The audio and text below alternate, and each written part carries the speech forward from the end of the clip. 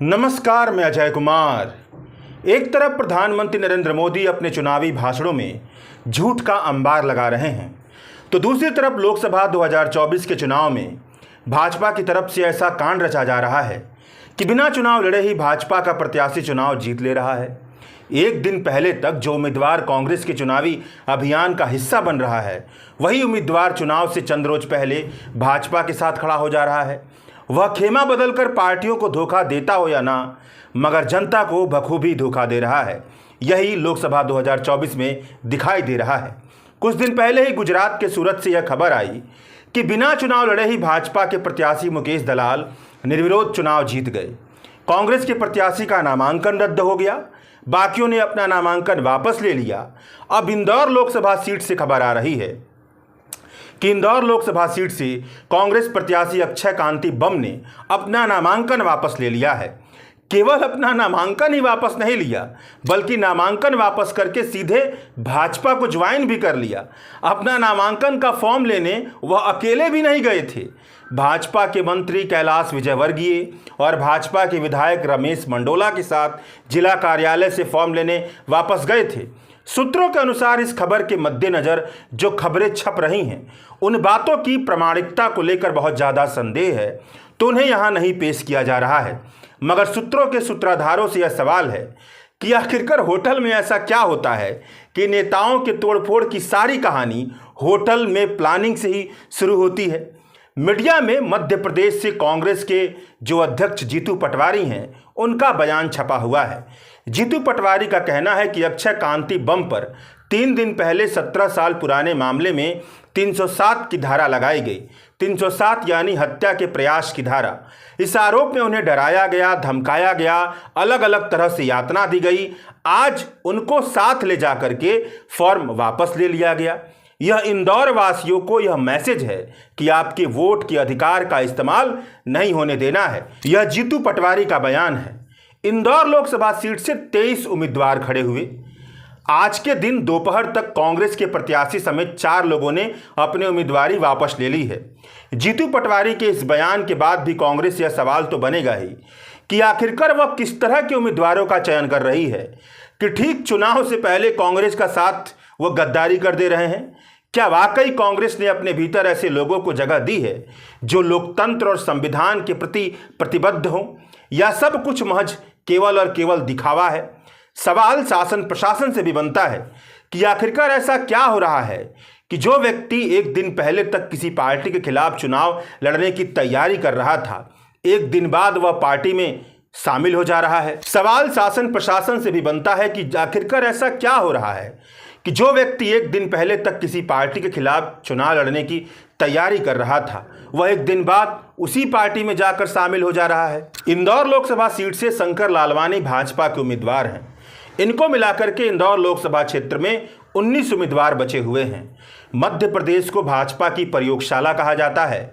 विधानसभा चुनाव में भाजपा ने यहां पर बम्पर जीत हासिल की थी। पिछले 20 साल से यहां पर भाजपा की सरकार है। साल 2019 के चुनाव में भाजपा के शंकर लालवानी को यहां से 65% वोट मिले थे और कांग्रेस के पंकज सांघवी को 31% वोट मिले थे। मतलब आप यह कह सकते हैं कि अगर कुछ अप्रत्याशित न हुआ तो अब इस सीट पर भी भाजपा का कब्जा लगभग हो चुका है। चुनाव हुआ ही नहीं है और भाजपा सूरत और इंदौर समेत 2 सीटों पर जीत गई है। मूल बात समझने वाली यह है कि अगर आप यहां से खड़ा होकर के भारत के लोकतंत्र को देखेंगे और एक बार देख कर देखिए, असली परेशानी आपको यहां से दिखाई देगी। 140 करोड़ की आबादी में ना तो कांग्रेस के पास, न भाजपा के पास, न ही किसी अन्य दल के पास ऐसे 500 उम्मीदवार हैं जो अपनी जिंदगी में संविधान और लोकतंत्र के प्रति किसी तरह की प्रतिबद्धता रखते हों।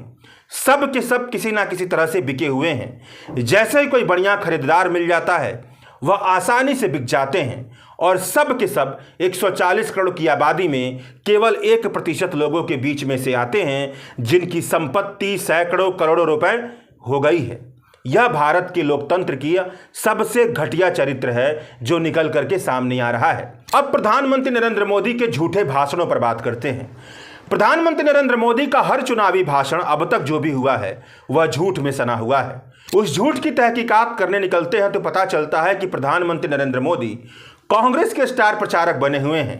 कांग्रेस के मैनिफेस्टो और कांग्रेस का नाम लेकर के जब भी वह बोलते हैं तो सच की बेरहमी से हत्या होती हुई दिखती है और मुसलमानों का नाम लेकर के सांप्रदायिक ध्रुवीकरण करने की कोशिश की जाती है।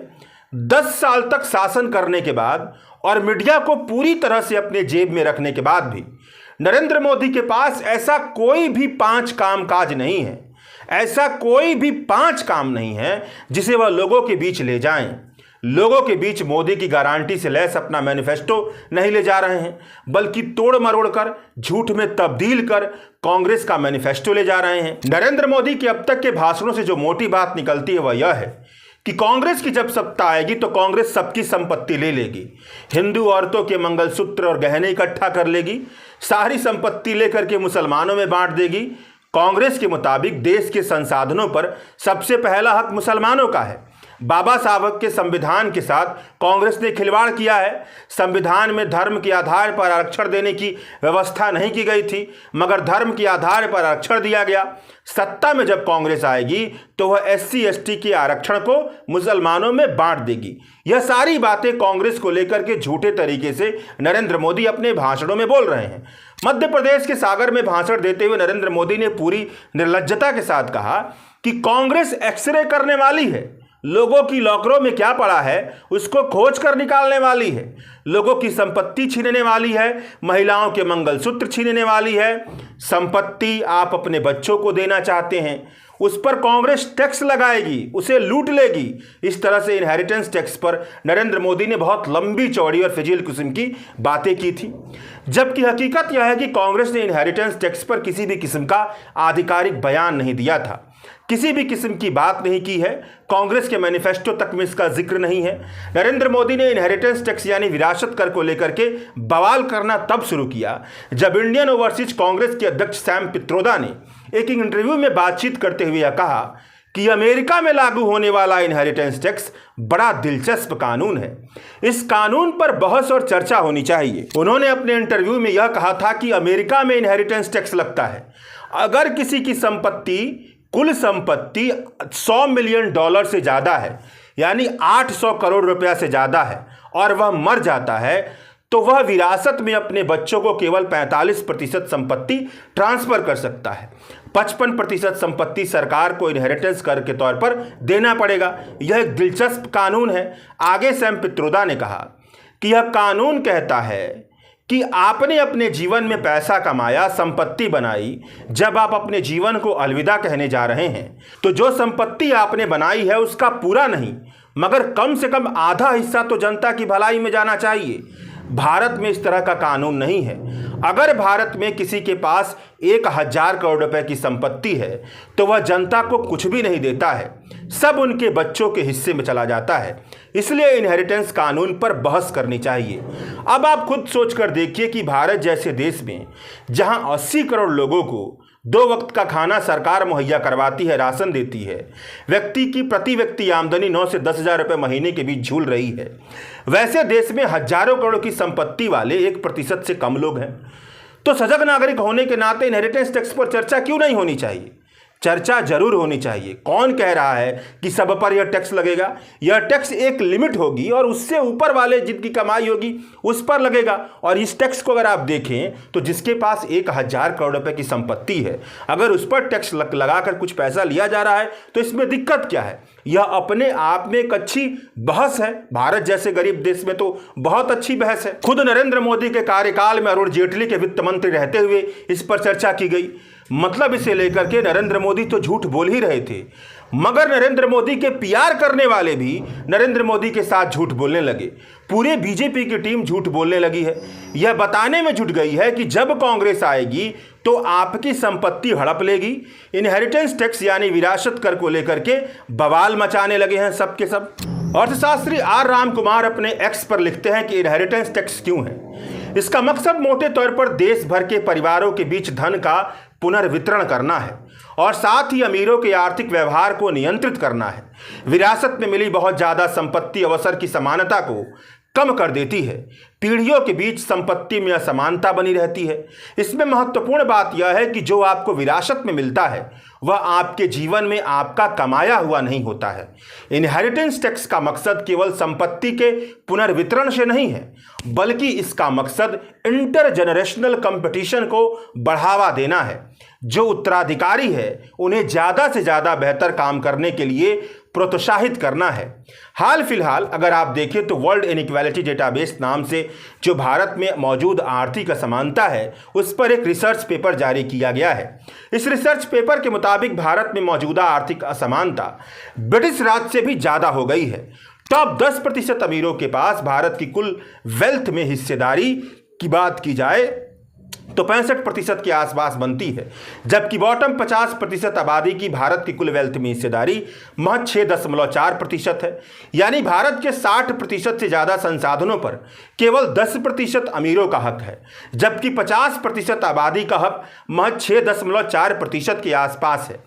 अगर केवल 1% भारत के सबसे अमीर लोगों पर 33% इनहेरिटेंस टैक्स लगा दिया जाए तो इतना पैसा मिलेगा जिससे भारत के गरीबों के सामाजिक सुरक्षा के लिए बहुत ही शानदार कदम उठाए जा सकते हैं। जब कांग्रेस का मैनिफेस्टो जारी हुआ तो नरेंद्र मोदी ने कहा कि कांग्रेस के मैनिफेस्टो के हर पेज पर मुस्लिम लीग की छाप है। यह बात कहा मगर किसी तरह का प्रमाण नहीं दिया, जबकि हकीकत यह है कि कांग्रेस के कुल 48 पेज के दस्तावेज में मुस्लिम समुदाय का नाम तक नहीं लिखा गया है। भाजपा के पुराने मैनिफेस्टो की तरह केवल एक पेज भाषाएं और धार्मिक अल्पसंख्यक के पक्ष में लिखा गया है। इस पेज पर लिखा है कि भाषाई और धार्मिक अल्पसंख्यकों के संवैधानिक अधिकारों की रक्षा बिना भेदभाव उन्हें अवसर उपलब्ध करवाई जाएगी। मतलब एक तरह के अमूर्त किस्म की बात लिखी गई है जो संविधान में लिखी जाती है, उन्हीं अधिकारों को इसमें जिक्र किया गया है। कांग्रेस के मैनिफेस्टो का नाम न्याय पत्र है। न्याय जैसे सुंदर शब्द का इस्तेमाल कर कांग्रेस ने अपने मैनिफेस्टो को पेश किया है। कांग्रेस का मैनिफेस्टो नौजवानों के लिए केंद्र सरकार और केंद्र सरकार की समर्थित योजनाओं में 30 लाख नौकरियां देने का वादा करता है। सरकारी नौकरी में चल रही भर्ती घोटाले को बंद करने की बात करता है। बेरोजगार नौजवानों को 1 लाख रुपए की मानदेय की गारंटी की बात करता है। किसानों को स्वामीनाथन आयोग के मुताबिक फसल की लागत की 1.5 गुना ज़्यादा एमएसपी देने की कानूनी गारंटी की बात करता है। सबसे बड़ी संख्या में महिला कर्मियों जैसे कि आशा कर्मियों, आंगनबाड़ी कर्मियों, मिड डे मील कर्मियों का वेतनमान दोगुना करने की बात करता है। हर गरीब परिवार में एक महिला को सालाना 1 लाख रुपए की महालक्ष्मी योजना के तहत देने की बात करता है। जाति जनगणना करवाने की बात करता है। आरक्षण की 50% की सीमा को तोड़कर आरक्षण का दायरा बढ़ाने की बात करता है। समाज के सभी वर्ग के लिए सामाजिक सुरक्षा देने की बात करता है। बुजुर्ग, विधवा और विकलांगों की पेंशन को दोगुना करने की बात करता है। शहरी रोजगार गारंटी देने की बात करता है। मनरेगा की प्रतिदिन की मजदूरी को 400 रुपए प्रतिदिन करने की बात करता है। मतलब एक तरह से कहा जाए तो कांग्रेस का पूरा घोषणा पत्र भारत में मौजूद सामाजिक आर्थिक असमानता की बीमारी को पहचान कर उसे खत्म करने की कोशिश करता हुआ घोषणा पत्र है। जिस घोषणा पत्र के मूल में न्याय है और न्याय पत्र इसे कहा गया है। तमिलनाडु के मुख्यमंत्री स्टालिन ने कांग्रेस की घोषणा पत्र को लोकसभा चुनाव 2024 का हीरो ऑफ द इलेक्शन कह दिया है। इस घोषणा पत्र को आधार बना करके नरेंद्र मोदी कम से कम अपने ही मोदी की गारंटी नाम की घोषणा पत्र पर बात कर लेते तो बात समझ में आ जाती, मगर शायद उन्हें पता है कि कांग्रेस के न्याय नाम की घोषणा पत्र के सामने उनके मोदी के गारंटी नाम के घोषणा पत्र की कोई औकात ही नहीं है। इसीलिए वह झूठ पर झूठ बोले जा रहे हैं। भारत में कभी भी धार्मिक आधार पर आरक्षण नहीं दिया गया। भारत के संविधान के अनुच्छेद 15 और 16 के मुताबिक सामाजिक शैक्षणिक पिछड़ेपन के आधार पर आरक्षण देने की व्यवस्था की गई है। इसी पिछड़ेपन की कैटेगरी के आधार पर अन्य पिछड़ा वर्ग का आरक्षण मिलता है और अन्य पिछड़ा वर्ग की कैटेगरी में मुसलमानों को आरक्षण मिलता है। मगर प्रधानमंत्री नरेंद्र मोदी झूठ बोल रहे हैं कि कांग्रेस की धर्म के आधार पर मुसलमानों को आरक्षण देते आई है। प्रधानमंत्री नरेंद्र मोदी मानने वाले तो है नहीं, आगे और झूठ बोलेंगे। जितना झूठ बोलेंगे उतना ही बताएंगे कि कांग्रेस का मैनिफेस्टो भाजपा से बहुत बेहतर है और अपने गलत इरादों से ही सही मगर कांग्रेस के मैनिफेस्टो के स्टार प्रचारक वह अब तक तो बन चुके हैं। शुक्रिया। द वायर के और वीडियोस देखने के लिए सब्सक्राइब करें और बेल आइकन पर क्लिक करें। स्वतंत्र पत्रकारिता की आर्थिक मदद करने के लिए डिस्क्रिप्शन में दिए गए लिंक पर जाएं और अपनी राशि चुनें।